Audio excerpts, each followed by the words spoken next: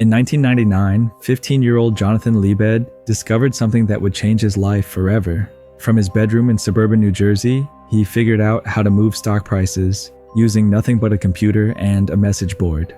Within 6 months, he'd made nearly $1 million, more than enough to buy a house.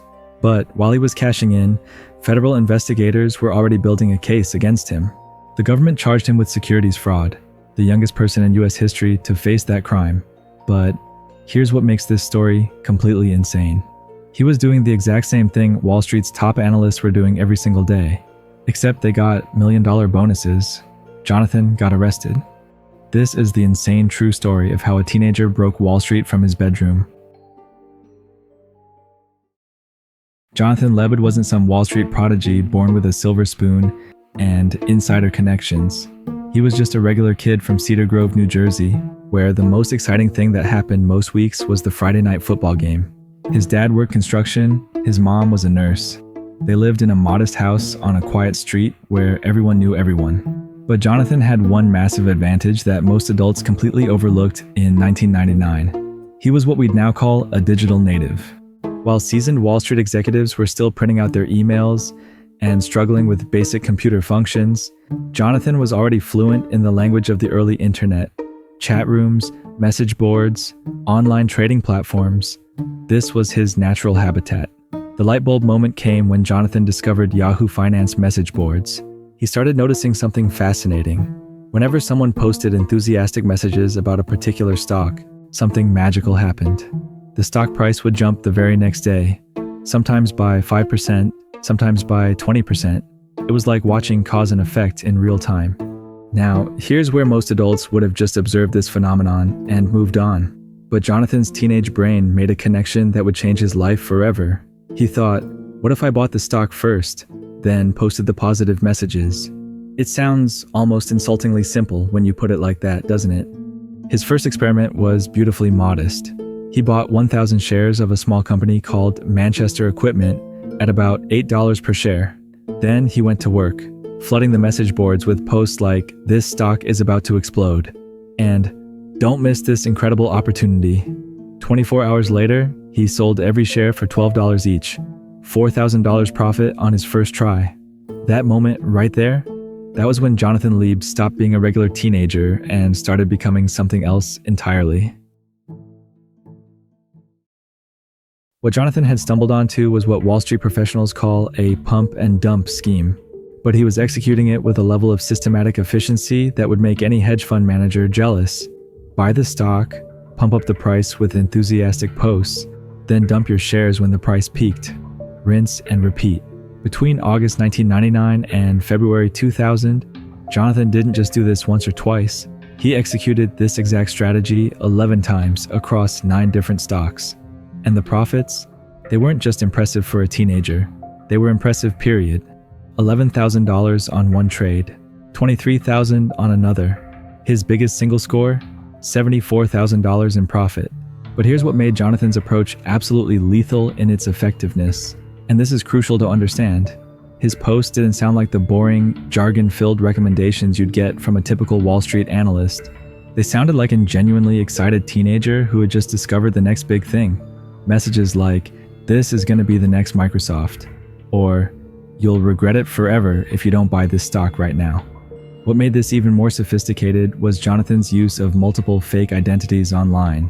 He wasn't just posting as himself, he was creating the illusion of multiple independent voices, all getting excited about the same stock. Imagine seeing 3 different usernames, all posting enthusiastic messages about the same company within hours of each other. People didn't just read these posts, they believed them, because the enthusiasm felt completely authentic. Jonathan wasn't putting on an act. In his mind, he genuinely believed these stocks were going to go up. After all, he was betting his own money on it. Now here's where this story takes a turn that's going to make you deeply uncomfortable. And I need you to really pay attention to this part because it's the heart of everything. While Jonathan was under investigation for manipulating stock prices with his enthusiastic internet posts, Wall Street's most celebrated analysts were doing essentially the identical thing, except with 3 key differences. They were doing it legally, they were making exponentially more money, and they were being praised for it. During the exact same period that Jonathan was active, Legendary analysts like Henry Blodgett and Mary Meeker were telling investors to buy internet stocks at $100 per share that would later crash to $5. They were making millions in bonuses while giving advice that would eventually lose regular investors billions of dollars. Blodgett was telling people to buy stocks his own investment bank owned. Meeker was pushing companies that her firm had lucrative relationships with. They were using their positions of authority and trust to influence stock prices in ways that directly benefited them financially. Sound familiar? The only difference between what they were doing and what Jonathan was doing was the platform they used and the language they spoke. They used CNBC and research reports. Jonathan used Yahoo message boards. They spoke in sophisticated financial jargon. Jonathan spoke like an excited teenager, but the fundamental mechanism was identical. Use your influence to move stock prices in a direction that makes you money. Yet somehow, only the teenager was getting arrested.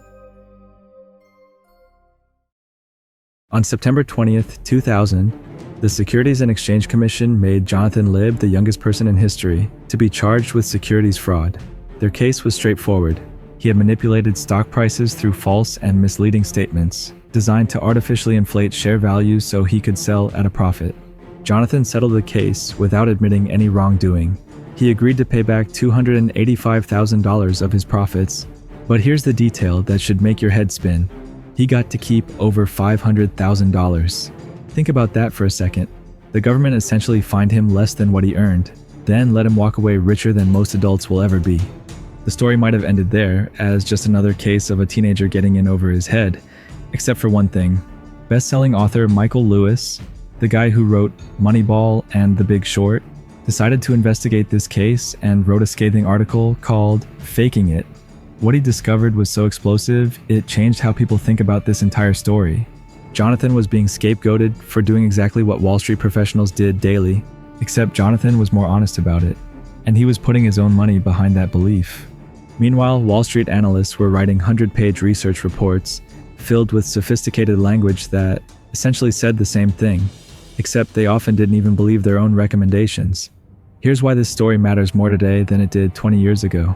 We're living in an era where social media influencers regularly promote stocks to millions of followers, where the line between legitimate investment advice and market manipulation seems to get blurrier every single day.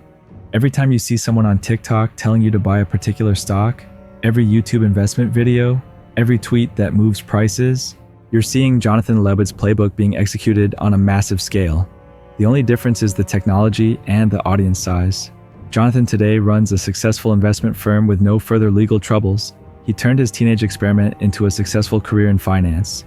Meanwhile, many of those celebrated Wall Street analysts from 2000 later faced their own scandals when the dot-com bubble burst. So here's the question I want you to wrestle with. Who was really the criminal in this story? The teenager who was honest about trying to make money? Or the system that prosecuted him while rewarding professionals for doing the exact same thing? Drop your verdict in the comments.